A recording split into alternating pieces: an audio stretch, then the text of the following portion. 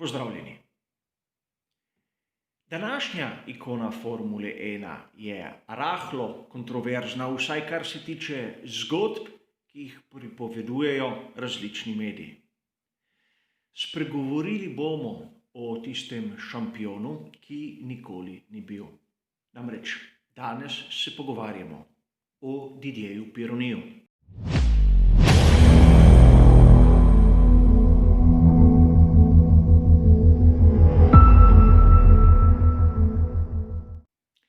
Življenjska zgodba Didierja Pironija je mnogokrat povedana, zelo enostransko ter v mnogih virih lahko zasledimo zraven njegovega imena opis, to je tisti, ki je izdal Gilesa Villeneuva v Imoli leta 1982.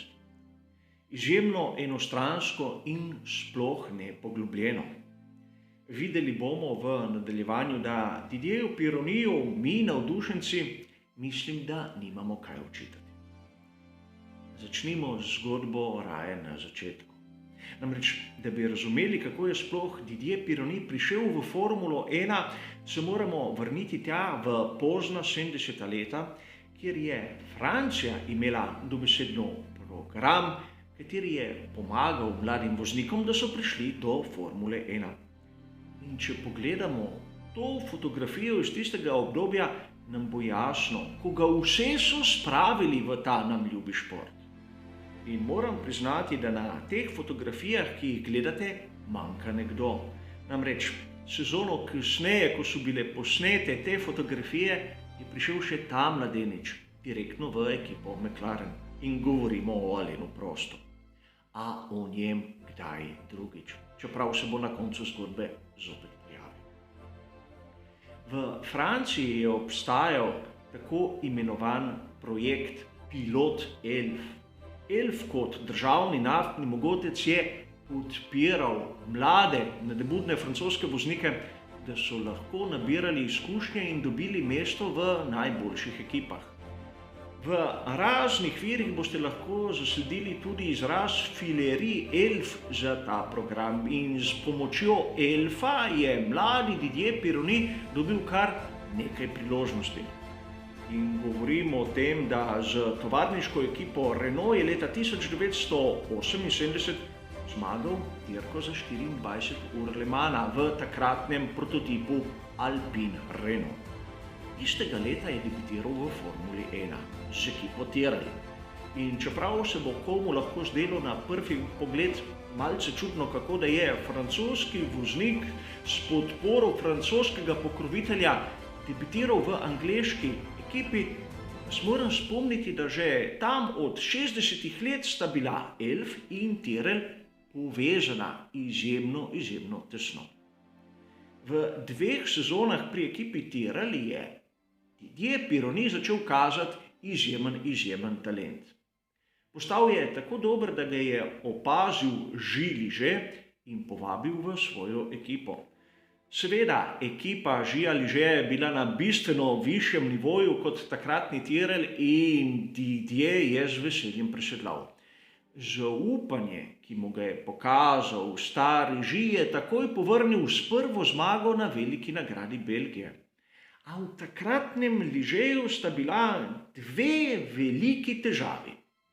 Prvič ta, da njihov tehnični razvoj bolida je imel kronične težave in drugič, da je bila ekipa Ligeja praktično vsa usmerjena samo v enega voznika, Jacquesa Laffita. Pironi je takoj razumel, da je bolje, ukolikor želi postati svetovni prvak, da si poišče drugo ekipo. Takrat ga je opazil Enzo Ferrari. V skuderiji je bil prosti sedež, kajti upokojil se je Jody Scheckter in Didier Pironi je bil eden izmed najbolj obetavnih mladih voznikov.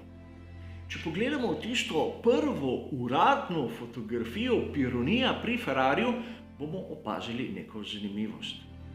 Poglejte njegovo zaščitno obleko. Opazili boste, da marsikateri pokrovitelj ne sovpada s tistim, ki je na bolidu. Na vrat, na nos so organizirali tisto predstavitev in baje tudi podpis pogodbe. Sledila je sezona 1981, katero bi lahko opisali kot neko sezono družinske idile pri Ferrariju, kjer pa Didier Pironi ni blestel. In nato je prišla tista sezona 1982, o kateri mnogi govorijo, a redko kdo jo zavzame kot celoto. Na prvih dirkah sezone seveda Ferrariji niso blesteli. Videli smo ogromno političnih bojev, videli smo malo slabše rezultate in nato je prišla Imola. O Imoli sem že govoril v posebnem prispevku in Gilesa Villeneuva ter njegov življenjepis opisal v drugem.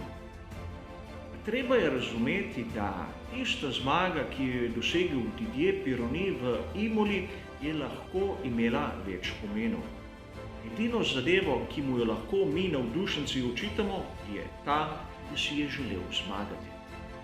Kateri voznik si ne želi zmagati dirke za svetovno prvenstvo Formule 1? Povejte mi, kdo je tisti, ki ne bi rad postal svetovni prvak? In seveda ta spor med Villeneuvom in Pironijem, kateri naj bi nastal po veliki nagradi Imole, je tisk zgrabil in verjetno napihnil do onemoglosti. Nastalo je eno izmed največjih rivalstev, kar jih poznamo v Formuli 1, čeprav pravzaprav ne vemo, ali je v resnici res obstajalo, kajti slaba 2 tedna pozneje je bila na sporedu velika nagrada Belgije v Zolderju. In seveda, tam se je prezgodaj končala življenjska zgodba Gilesa Villeneuva. In mislim, da je kot vsakega normalnega človeka tisti dogodek globoko pretresel tudi Didierja Pironija. Nekako se je spremenil, začel se je lomiti, postal je kot malce obseden. In na veliki nagradi Belgije je, po mojem mnenju pravilno, Enzo povlekel nazaj svoje bolide ter ni nastopil. A od takrat naprej je Didier Pironi začel dosegati fantastične rezultate. Dosegel je 1 zmago, 2 drugi mesti in 2 tretji mesti. Edina dirka, kjer ni blestel, je bila velika nagrada Kanade. In na tisti dirki se je zgodila druga tragedija, katero marsikdo pozabi, katera je nekako pahnila čez rob Didierja Pironija. Namreč takrat na prvem štartu dirke njegov Ferrari 126 C2, takrat je zatajil in Didier Pironi je praktično ostal na mestu. Vozniki so ga prehitevali levo in desno. Na koncu štartnega razporeda je bil za mnoge takrat neznani Riccardo Paletti v svoji ozeli, kateri ni razumel, kaj se je zgodilo pred njim. Na polno je priletel v zadek Ferrarija Didierja Pironija, njegov bolid se je vnel, a po poročilih zdravnikov je bil ubogi Riccardo na mestu mrtev. Tisti dogodek je do konca strl Didierja Pironija. Postal je osoren, postal je izjemno zavarovan vase, videl se je kot bodoči svetovni prvak, čeprav je bil to lahko nek mehanizem, s katerim se je hotel zaščititi, glede na vse, kar se je zgodilo v tisti sezoni. In seveda moramo razumeti, da takratni Ferrari je bil bistveno pred vso konkurenco, čeprav ga je nekoč Nelson Piquet odpisal, da tisti 126 C2 je podoben električnemu stolu. Šla je velika nagrada Nemčije leta 1982. In tam je Ferrari testiral nove dežne pnevmatike Goodyearja. In Didier Pironi je bil že ponavadi hiter, ampak takrat bistveno bolj. Ko je primerjal svoj čas z novimi pnevmatikami, je bil več kot 2 sekundi hitrejši od njegovega moštvenega kolega. Hkrati se je v bistvu ponovila situacija, ki smo jo videli v tisti sezoni pri Žilu Villeneuve. Deževalo je. Didier Pironi je prišel za Dereka Dalyja, kateri je takrat vozil za ekipo Williams. Daly se mi je umaknil, a v tistem stebru kapljic nihče ni opazil Renaulta Alaina Prosta. Didier Pironi je priletel v njega. In podobno kot Gilles Villeneuve je doživel izjemno hudo nesrečo.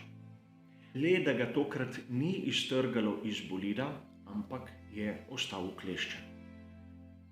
Izjemno huda nesreča, tako kruta, tako krvava, da Nelson Piquet, kateri je bil eden izmed prvih, ki so prihiteli na mesto nesreče, da bi pomagal, se je samo obrnil, snel v čelado in začel bruhati. Didier je kričal od bolečin, njegove noge so bile zmaličene, imel je med drugim tudi zlomljeno roko, zlomljen kolk in ne vem še koliko drugih zlomov na nogah in gležnju. Prišel je Sid Watkins, hotel je rešiti voznika, a ta ga je prosil: Sid, ne dovoli jim, da mi vzamejo noge. V tistem trenutku je Sid Watkins ubrizgal morfi bogemu Didierju Pironiju ter mu obljubil, naj ne skrbi, ne bo dovolil, da mu vzamejo noge. In trajalo je kar nekaj minut, da so ostanke Ferrarija 126 C2 odrezali in tako že malce omamljenega Pironija izvlekli iz razbitin. Sledilo je izjemno dolgo okrevanje in viri pravijo, da šele leta 1986 je bil Didier Pironi sposoben hoditi, recimo temu, normalno. Rad bi poudaril, da na zadnjih 5 dirkah sezone 1982 Didier Pironi sploh ni vozil, a vseeno je takrat končal kot drug. Obstaja mnogo legend, zakaj Didier Pironi se ni vrnil v Formulo 1. Tisti malce hudobni pravijo, da je pobral izjemno visoko zavarovalnino in ukolikor bi začel ponovno voziti v svetovnem prvenstvu, bi moral vrniti ogromno količino denarja. Ampak znano je dejstvo, da je testiral tako za ekipo AGS kot za Ligier. Dosegel je dobre čase, a govorimo tam o letih 86. Dejstvo je, da je doživel izjemno hude poškodbe in mnogi dvomijo, da bi lahko zdržal celotno dirko. Nekateri pravijo, da je celo podpisal pogodbo z ekipo Larus, a v tistem času je Didier Pironi našel novo strast. Namreč z hitrimi čolni razreda offshore je iskal tisto strast hitrosti na morju. In tam leta 1987 je izgledalo, da njegovo življenje je zopet prišlo na tisto pravo srečno stran. Bil je eden izmed najboljših v offshorju, njegova spremljevalka je bila noseča in pričakovala sta dvojčka. A glej, 23. avgusta 1987 je prav s svojim offshore čolnom Kolibri doživel nesrečo, iz katere tokrat ni prišel več živ. Tako se je končalo življenje voznika z angelskim obrazom in ledeno hladnimi očmi. Človeka, katerega še danes mnogi obsojajo, da je odgovoren za smrt velikega Gilesa Villeneuva. Kot sem rekel, drugega kot to, da si je le želel zmagati, mu ne smemo očitati. Mnogi si boste sedaj mislili, da je to konec njegove legende, a obstaja še izjemno pravljičen in romantičen zaključek. Namreč omenil sem, da njegova spremljevalka je bila v tistem obdobju noseča. Čakovala je dvojčka in čeprav uboga fanta nikoli nista spoznala svojega očeta, ima je mati položila v zibelko nekaj, kar bi moralo vse nas, ljubitelje Formule 1, nekako prepričati, da zadeve niso take, kot nam mnogi pravijo. Namreč poimenovala ju je Didier in Gilles. In če bi se kdo mislil, da oba fanta sta odšla svojo pot, bi vas rad spomnil, da Gilles Pironi je danes še prekleto prisoten v svetu Formule 1. Vidimo ga na zmagovalnih odrih. Ne v vlogi voznika, a kljub vsemu je ostal v istem svetu, po katerem je postal znan njegov oče. In čeprav ga nikoli ni videl, nikoli ni spoznal, je njegovo ime še kako živo med vsemi nami, tistimi, ki imamo radi Formulo 1. Hvala za vašo pozornost in seveda nasvidenje.